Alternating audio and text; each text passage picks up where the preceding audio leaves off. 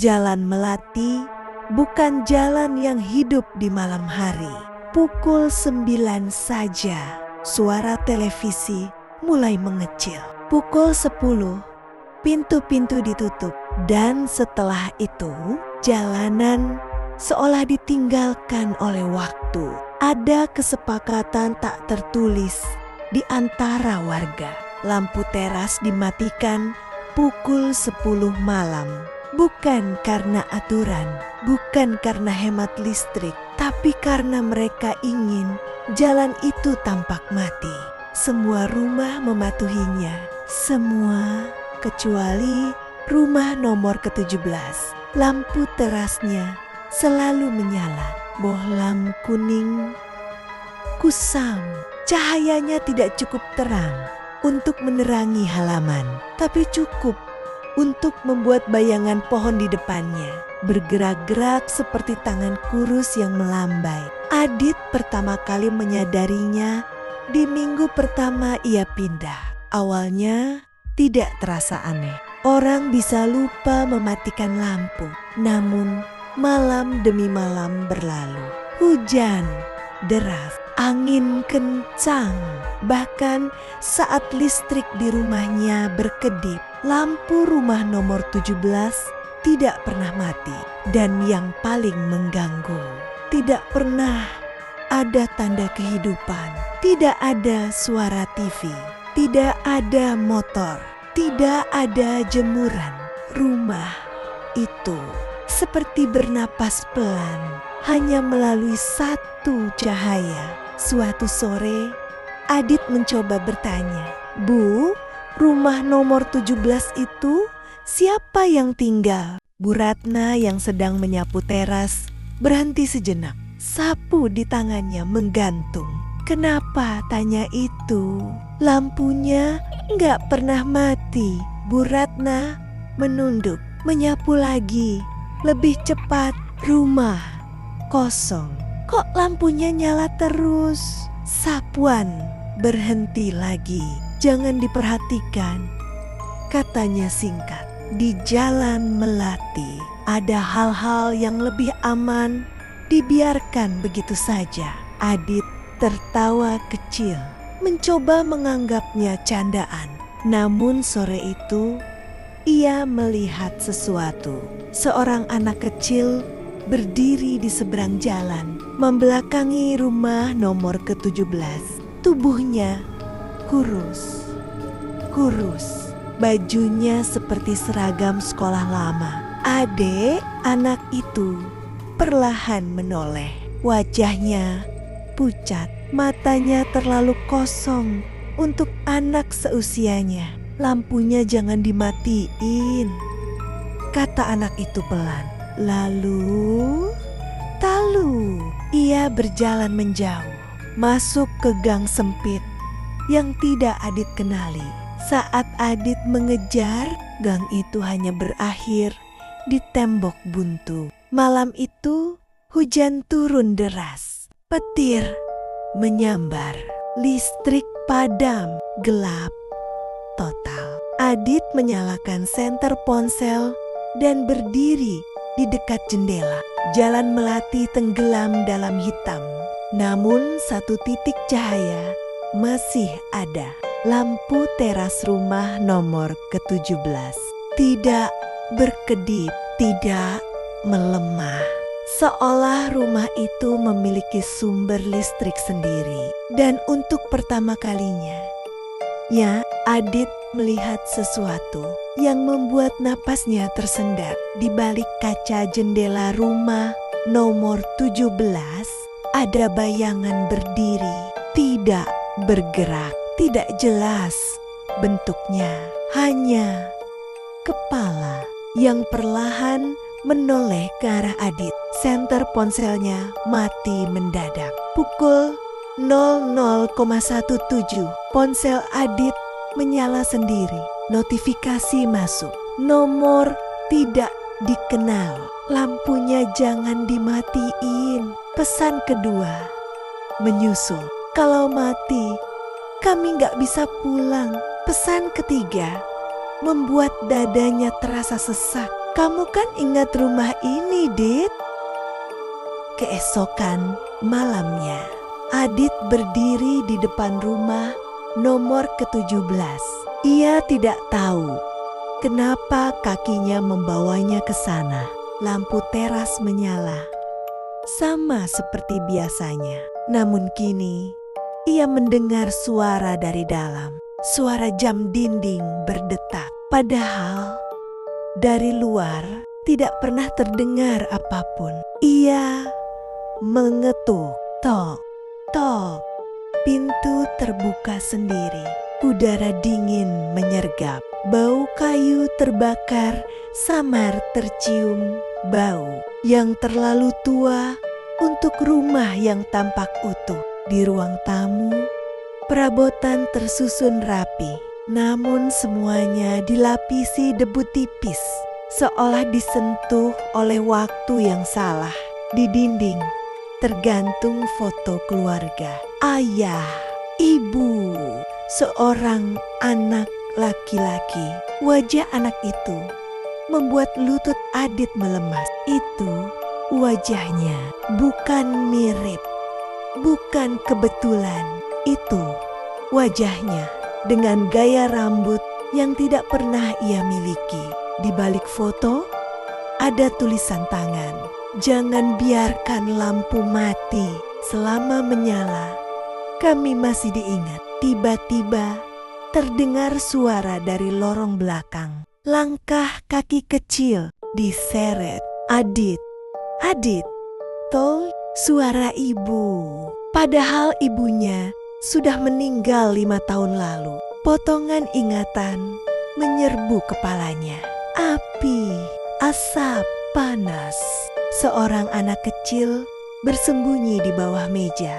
Tangisan, tangisan, jeritan, dan cahaya kuning dari lampu teras yang tetap menyala saat rumah terbakar. Adit berteriak dan berlari keluar. Begitu ia melangkah ke halaman, lampu teras berkedip. Sekali, 2 kali, lalu mati. Rumah nomor 17 berubah seketika. Catnya mengelupas, atapnya runtuh. Bekas kebakaran terlihat jelas, seolah waktu mengejarnya dalam 1 detik. Dari dalam rumah terdengar jeritan panjang, bukan marah, tapi putus asa. Pagi berikutnya, warga berkumpul. Rumah nomor 17 kembali tampak sebagai rumah terbakar 15 tahun lalu. Di papan pengumuman RT tertempel kertas lama. Kebakaran rumah nomor 17. 1 keluarga meninggal. Anak laki-laki mereka tidak pernah ditemukan. Adit membaca dengan tangan gemetar. Malamnya pukul 10, lampu teras rumahnya sendiri menyala. Padahal ia sudah mematikannya. Ia mencoba mencabut bohlam. Lampu tetap menyala. Dari kaca jendela, ia melihat bayangan seorang anak berdiri di teras. Bayangan itu tersenyum. Sekarang kamu yang jagain, bisiknya. Lampu itu tidak pernah mati lagi. Dan di Jalan Melati, akhirnya ada 2 rumah yang menyala setiap malam. Awalnya, Adit mengira itu hanya lampu teras. Ia berusaha meyakinkan diri bahwa semuanya selesai, bahwa rumah nomor 17 sudah kembali menjadi puing kenangan. Namun malam kedua, pukul 10:07, sesuatu berubah. Lampu ruang tamunya menyala sendiri. Bukan terang, bukan gelap. Sama persis dengan cahaya kuning redup rumah nomor ke-17. Adit berdiri mematung di tengah ruang tamu. Ia yakin saklar lampu masih di posisi mati. Saat ia mendekat, televisi menyala, layar putih bersemut. Lalu muncul satu gambar, sebuah rumah terbakar, rumah nomor ke-17. Dari rekaman itu terdengar suara sirena. Terlalu jauh, terlalu terlambat, dan di sudut layar berdiri seorang anak kecil membelakangi kamera. Perlahan anak itu menoleh. Wajah Adit. Televisi mati mendadak. Jam dinding di rumahnya mulai berdetak lebih keras.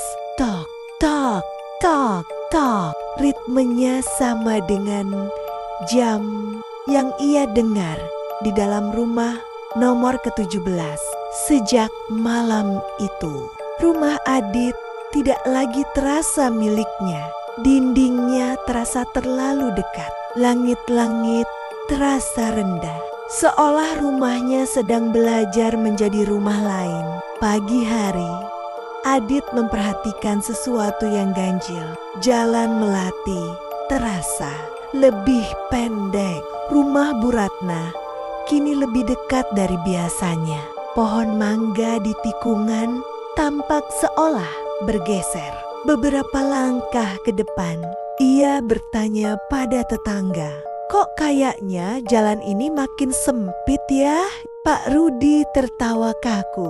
"Dari dulu juga gini." Namun saat Adit berjalan menyusuri jalan itu sendirian, ia menghitung rumah. Nomor ke-1, ke-3, ke-5, ke-5, nomor 17. Tidak ada.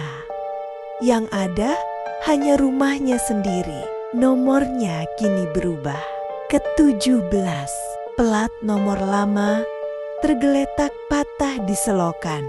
Malamnya, semua lampu di Jalan Melati menyala satu persatu, tidak bersamaan. Seolah ada yang berjalan dari ujung jalan, menyalakan rumah demi rumah. Pukul 00,17, Adit mendengar suara ketukan dari dalam dinding. Bukan dari luar, dari dalam. Seperti seseorang mencoba keluar. Adit terbangun di ruang tamu. Ia tidak ingat tertidur. Lampu menyala redup. Jam menunjukkan 00,17. Di depan pintu rumahnya berdiri warga Jalan Melati. Bu Ratna, Pak Rudi. Tetangga lain diam, tidak berkedip. Kulit mereka pucat seperti foto lama yang warnanya memudar. "Adit," kata Bu Ratna pelan, "kami cuma mau ingat." Pintu terbuka. Di luar, Jalan Melati tidak lagi seperti yang ia kenal. Rumah-rumah berdempetan, asap tipis menggantung di udara. Bau terbakar ada di mana-mana. Lampu teras menyala di setiap rumah. Di ujung jalan berdiri rumah nomor ke-17, utuh menunggu. Seorang anak kecil berdiri di depannya, versi Adit yang lebih muda. "Sekarang giliranku pulang," kata anak itu. Adit merasakan tubuhnya semakin ringan. Bayangannya memanjang di tanah. Lampu rumahnya berkedip sekali, 2 kali, lalu menyala stabil. Pagi harinya, warga menemukan rumah Adit kosong. Tidak ada tanda pindahan, tidak ada tanda perlawanan. Hanya satu hal baru di Jalan Melati. Sebuah rumah nomor 17 yang lampunya baru saja menyala semalam. Dan di papan pengumuman RT ada tambahan tulisan tangan. Anak laki-laki telah ditemukan. Terima kasih telah menjaga cahaya.